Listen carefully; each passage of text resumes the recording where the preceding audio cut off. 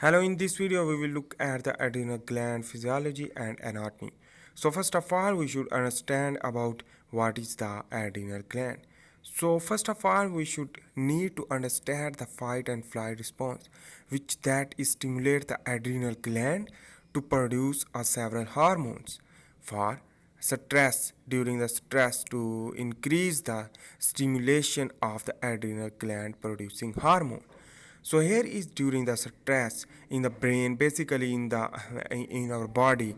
So the hypothalamus will be stimulated for the regulation of the stress and management of the stress is the central part of the brain is known as the hypothalamus. So it is below the thalamus. So the hypothalamus will be stimulated, and after the production after the hypothalamus stimulate to target the neurohypophysis of the pituitary gland to stimulate the adenohypophysis to release adenocorticotropin releasing hormone ACTH. And here is the pituitary gland which contain a three lobe.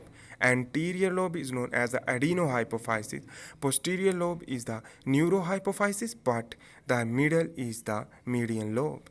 And on the other hand, here is the adenohypophysis is the major target for the stimulation of the adenocorticotropin releasing hormone, and this adenocorticotropin releasing hormone will be stimulate in the adrenal gland after the traveling into the blood vessel. Their target is the adrenal gland. So adrenal gland are present, we will discuss about in the kidney, upper side of the kidney in the form of pear. So here is the adenohypophysis. So this adenohypophysis release the adenocorticotropin releasing hormone, and after this hormone will move into the blood circulatory system. So I hope you make sense about that. So it means that is traveling into the blood circulatory system is here. So here is the blood vessel. After the traveling into the blood circulatory system, the target is just a adrenal gland. So let's begin to understand first of all entry of the adenocorticotropin releasing hormone into the blood vessel, and after the movement and it is stimulate the adrenal gland to produce a several type of hormones which that is the basically related to the fight and flight response. It means the sympathetic nervous system will be stimulated by this, and this is the basically fight and flight response. And stress situation will lead to increase the adrenal hormone. So here is the anatomical aspect we will discuss if. So here is the kidney which that is upper side is the adrenal gland which contain a medulla and cortex. Inside is known as the medulla while the outer side is known as the cortex. Cortex produce several type of hormone while the medulla produce the noradrenaline and adrenaline which that is also used for the fight and flight response.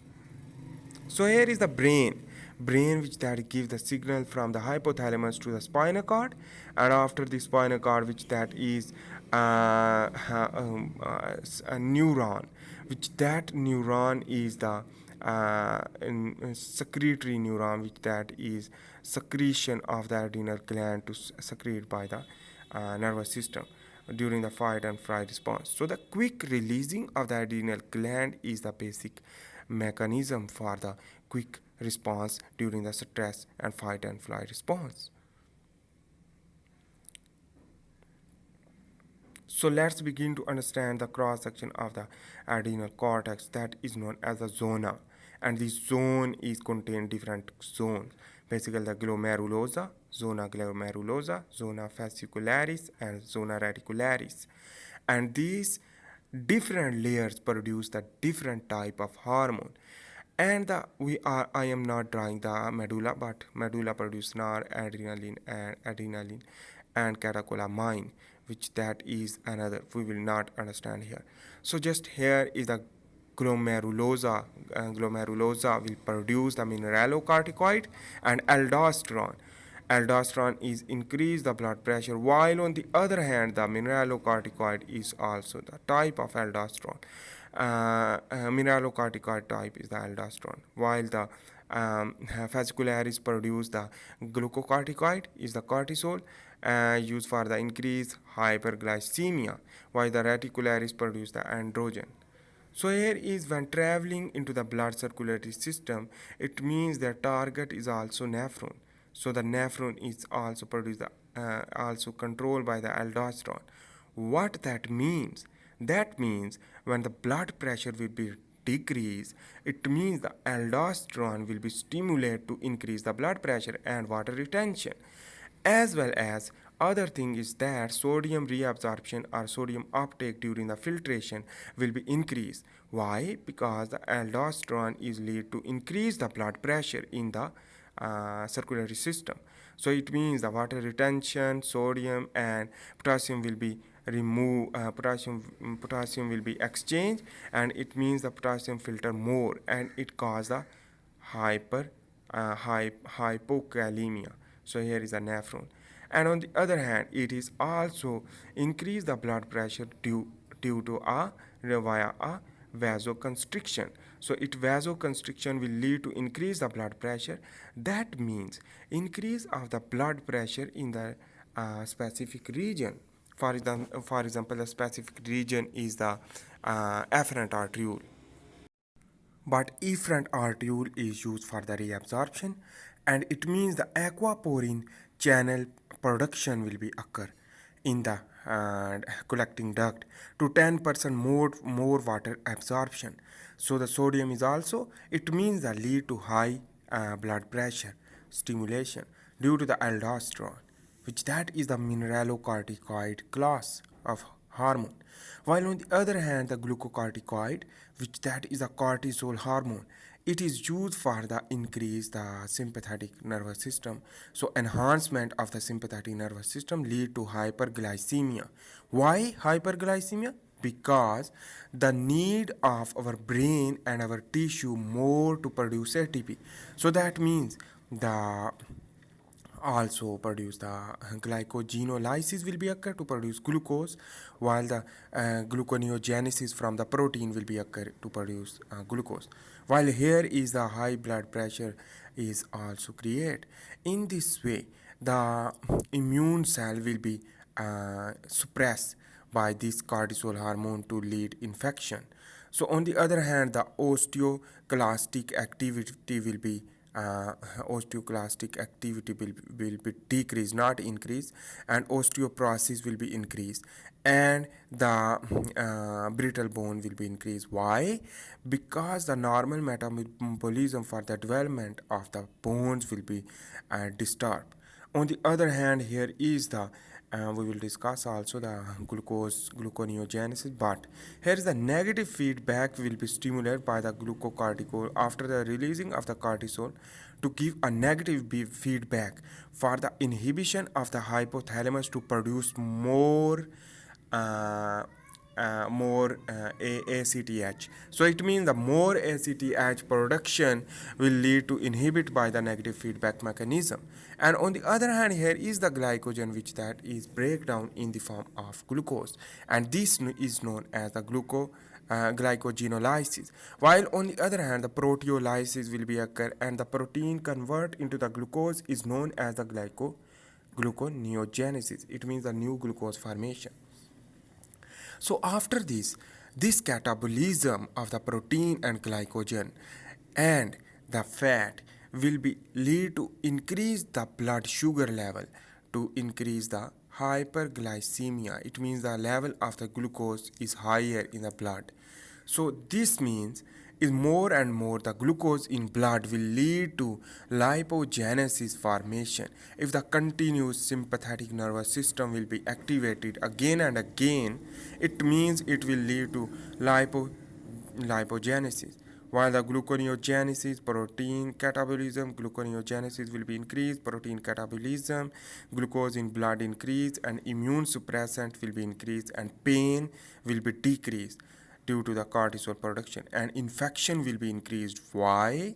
Because the inhibition of the lymphocyte, and that means the infection will be occur, and here is the lipogenesis will be occur. It means the lipid formation. Why? Because the glucose level is high in the blood, so that is why. And sympathetic nervous system is basically also inhibit the digestion. So this means the sympathetic nervous system will be activated due to the cortisol will inhibit the digestion. So it means this inhibition of the digestion will lead to create the vomiting. So what is that? That means during the vomiting, it means stress situation will lead to increase the vomiting. So that means the vomiting is important, which undigested food will be expelled from mouth.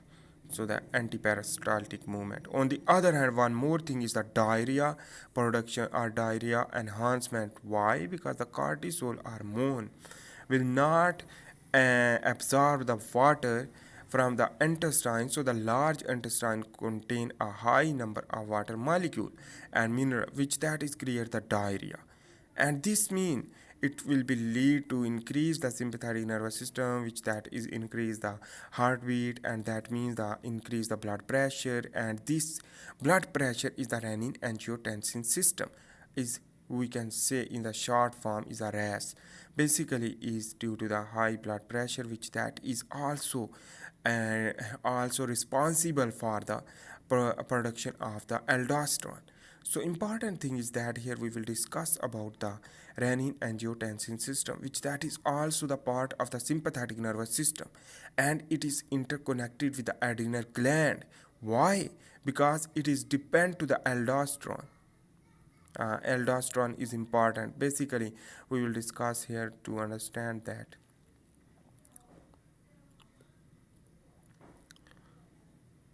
So here is the androgen. This reticularis is the zona reticularis produce androgen, which that is the create the masculine hairs growth and deep voice and prostate gland development in the male, while in the female is enhance the libido and sexual desire, and increase with normal range lead to complication. It means the excess of the androgen will lead to complication for the female. So that is the point. So now we will discuss about the angiotensin system is here, and here is the kidney which that's contain a nephron. So we will look at the afferent arteriole, which that is glomerular filtration rate will be depend on the afferent arteriole, and it means that toward the glomerulus, while the efferent arteriole is toward the vasa recta for reabsorption. So the juxtaglomerular cell produce the renin after the blood pressure decrease. So it means the decreasing of the blood pressure, the juxtaglomerular cells are present in the near to the glomerulus, which that is produce the renin due to the stimulation of the low blood pressure.